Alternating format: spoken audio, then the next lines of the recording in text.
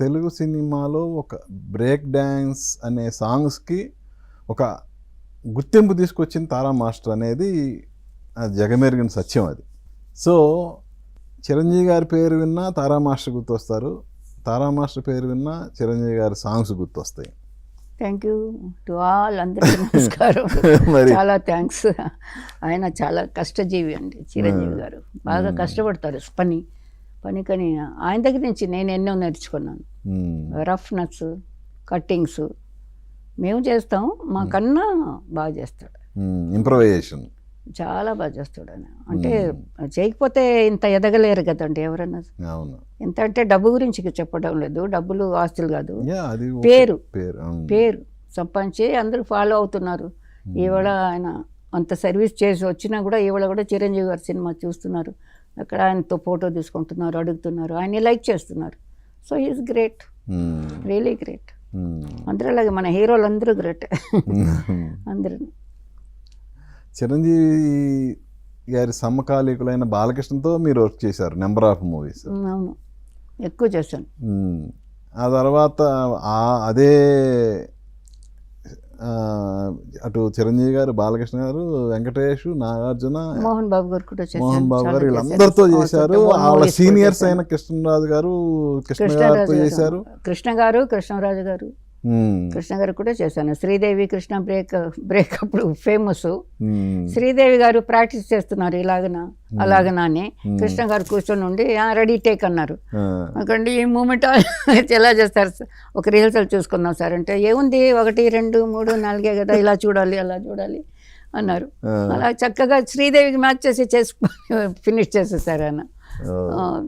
అంటే ఆయనకి బాగా గ్రాస్పింగ్ పవర్ ఎక్కువ అంటారు కదా. ఎక్కువ లెక్కలు ఎక్కువ, గ్రాస్పింగ్ పవర్ ఎక్కువ. చాలా బ్యూటిఫుల్. ఏమేమో మాట్లాడుతుంటారు ఇండస్ట్రీ గురించి, బిజినెస్ గురించి, అది ఆ సినిమా ఎంత, ఈ సినిమా ఎంత, క్యాలిక్యులేషన్స్ అంతా చెప్తూనే రెడీ టేక్ అంటే ఆడేస్తాడు ఆయన. మైండ్లో ఇది కూడా ఉంటుంది, చూస్తూ ఉంటారు కదా. శోభన్ బాబు గారికి వర్క్ చేశాను ఎక్కువగా, చాలా చేశాను. జయసుధ, ఇల్లాలు చాలా సినిమాలు, రాధికతో ఎక్కువ. మరి ఆయన మీకు చెప్పలేదా, ఆయన ప్రతి ఒక్కళ్ళకి డబ్బు అనేది శాశ్వతం కాదు, దాన్ని భూమి మీద పెట్టండి, భూములు కొనండి అని అందరికీ చెప్పారు, మరి మీకు చెప్పలేదా? చెప్పారు. ఆ టైంలో, ఆ ఏజ్లో నాకు అది ఏంటనే అర్థం కాలేదు. ఓకే. బాగా చెప్తారు ఆయన, మంచి మాటలు చెప్తారు. తర్వాత 11 గంటలైతే 2 బిస్కెట్లు మా అందరికి ఇస్తారు. ఇది ఆ గ్రాస్తో ఏదో చేసే బిస్కెట్లంతా, గ్రాస్, అది చాలా మంచిది. భోజనం ఇంత తినకండి, అందరూ ఆరోగ్యం పాడవుతుంది. ఇది 2 తిని నీళ్లు తాగండి, తర్వాత భోజనానికి ముందు నీళ్లు తాగండి. ఇవన్నీ చూస్తూ ఉండి చెప్పేవారు, ఇలా తినకూడదు అలా తినకూడదు అని. చూడండి మన హీరోలందరూ చాలా కష్టపడి పనిచేసేవాళ్ళు, చాలా స్క్రీన్లో ఏం కావాలనో అది ఇచ్చేవాళ్ళు, ఇస్తున్నారు. చాలా గ్రేట్, చాలా గ్రేట్. అంటే అప్పట్లో వరుసన చిరంజీవి గారి సినిమాలు, అంటే ఇక చిరంజీవి గారి సినిమాల్లో అన్ని సాంగ్స్ మీరే, చిరంజీవి గారు అన్ని సినిమాలకి మీరే, ఇలా అన్ని చిరంజీవి గారి సినిమాలు ఒప్పుకొని మిగతా వాళ్ళకి కొంచెం నెగ్లెక్ట్ చేశారు అని కామెంట్లు వచ్చినాయి, అది మీ దాకా వచ్చినాయా? చాలా థ్యాంక్స్ అండి ఈ క్వశ్చన్ అడిగినందుకు. నాకు అస్సలు తెలియదండి, చెప్పాను కదా. నేను నా రూట్లో వెళ్తూ ఉన్నాను, సడన్గా కొంతమంది సినిమాలు తగ్గాయి నాకు, అదర్ హీరోస్ సినిమాలు. చిరంజీవి గారివి కంటిన్యూస్గా చేస్తున్నాను, అన్ని హిట్లు, దేవుడి దేవుళ్ళు వాళ్ళది హిట్లు ఉన్నాయి, అందరికీ హిట్లు ఉన్నాయి. ఒకరోజు ఒక పెద్ద హీరో గారు కనిపించారు సెట్లో, బయట ఇంకొక సెట్లో. అక్కడికి వెళ్ళి నమస్కారం అండి అన్నాను. వెళుతూ చూస్తాం కదా హీరో గారు ఉన్నారంటే, అయితే ఏం మేడం మీరు నాకు డేట్లు ఇవ్వనన్నారంట. అయ్యో అది ఎప్పుడండి, కాదండి లేదండి అన్నాను. లేదు మీరు ఎవరో వేరే హీరో అగ్రిమెంట్లో ఉన్నారంట, నాకు డేట్లు ఇవ్వలేదు మీరు, నేను చాలా బాధపడ్డాను, అందుకని నేను కొత్త మాస్టర్ని తెస్తున్నాను అన్నాడు.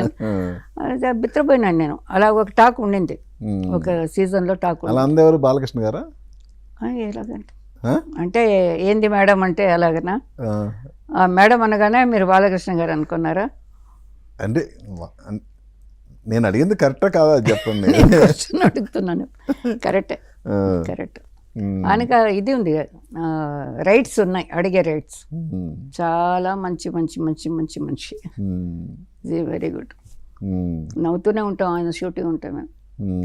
ఆయన చాలా సినిమాలు చేశాను బాలకృష్ణ గారికి. సరే, ఆ తర్వాత మరి ఆయన సినిమాలు చేశారా ఈ డిస్కషన్ జరిగిన తర్వాత? చేశాను చాలా చేశాను. ఓకే, చాలా చేశాను.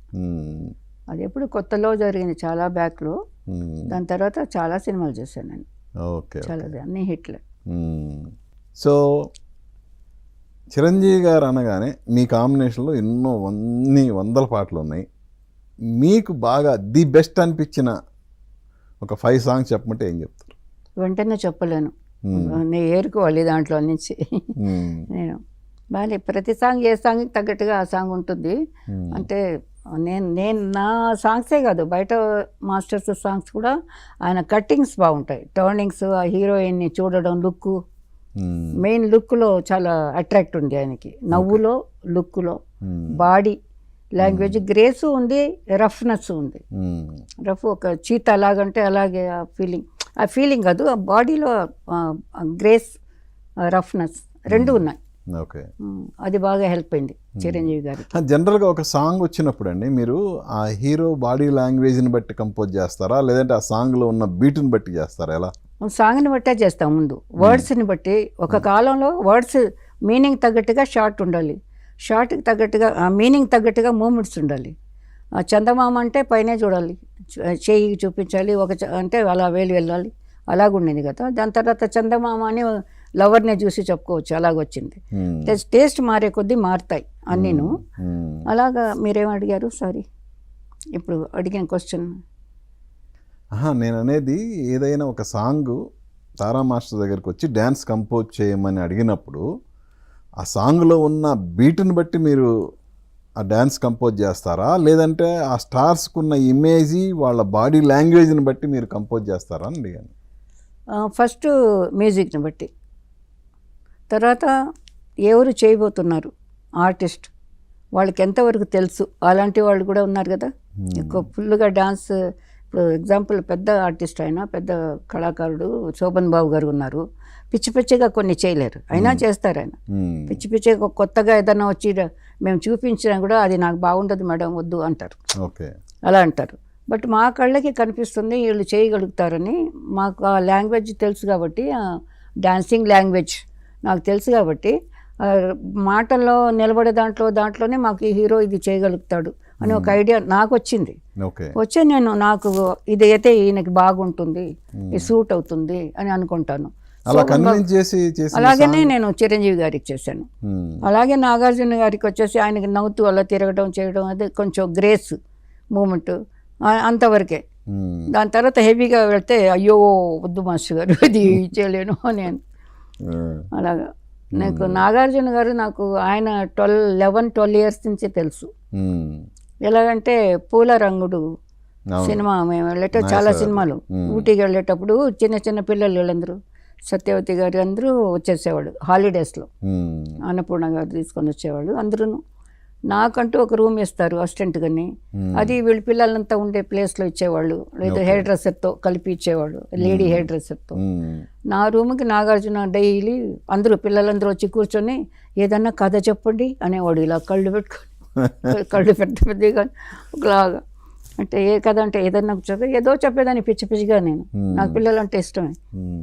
చెప్తూ ఉంటే అలా కూర్చొని విని 10 గంటల వరకు వెళ్ళేవాళ్ళు కాదు. అప్పుడు అన్నపూర్ణ గారు వచ్చి రండి, నిద్రపోండి, లెగండి, ఆవిడ పాప పొద్దున్న పనికి వెళ్ళాలి అని చెప్పి తీసుకెళ్ళేవాళ్ళు. అప్పటి నుంచి తెలుసా. ఇప్పుడు అదే కళ్ళు ఉన్నాయి, అదే ఇది లుక్, అదే కళ్ళు ఉంటాయి, లుక్ మాట అలాగే ఫీల్ అవుతాను నేను అతన్ని. ఆయన కూడా చెప్పిన విషయాన్ని తర్వాత ఎప్పుడన్నా ఆయనతో వర్క్ చేసినప్పుడు ఎప్పుడన్నా గుర్తు చేశారా?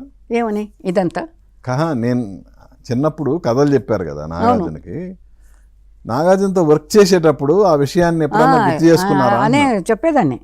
అమ్మగారు అందరూ ఉన్నప్పుడు, నాన్నగారు ఉన్నప్పుడు కూడా నేను మాటలో, అన్నపూర్ణ గారు ఉన్నప్పుడు కూడా కథలు చెప్పేవాళ్ళు, నీకు ఈవిడ అని చెప్పేసి చెప్తే అప్పుడు చెప్పేదాన్ని అని నవ్వేవాడు. ఓ అని నవ్వేవాడు అంతే, బయట చేసి అవునా అవునవునవునవును అంటాడు అంతే.